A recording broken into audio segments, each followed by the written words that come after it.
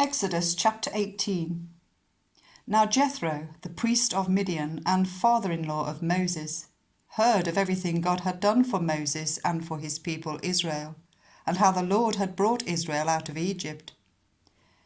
After Moses had sent away his wife Zipporah, his father-in-law Jethro received her and her 2 sons.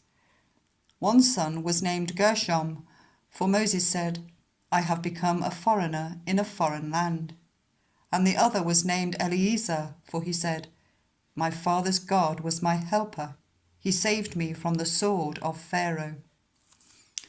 Jethro, Moses' father-in-law, together with Moses' sons and wife, came to him in the wilderness, where he was camped near the mountain of God. Jethro had sent word to him, "I, your father-in-law Jethro, am coming to you with your wife and her 2 sons." So Moses went out to meet his father-in-law and bowed down and kissed him. They greeted each other and then went into the tent. Moses told his father-in-law about everything the Lord had done to Pharaoh and the Egyptians for Israel's sake, and about all the hardships they had met along the way, and how the Lord had saved them. Jethro was delighted to hear about all the good things the Lord had done for Israel in rescuing them from the hand of the Egyptians. He said, "Praise be to the Lord who rescued you from the hand of the Egyptians and of Pharaoh, and who rescued the people from the hand of the Egyptians. Now I know that the Lord is greater than all other gods." For he did this to those who had treated Israel arrogantly.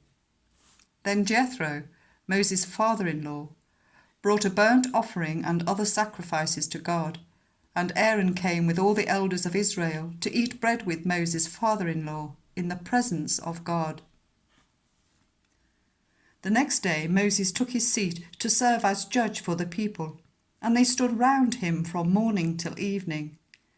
When his father-in-law saw all that Moses was doing for the people, he said, "What is this you are doing for the people? Why do you alone sit as judge, whilst all these people stand round you from morning till evening?" Moses answered him, "Because the people come to me to seek God's will.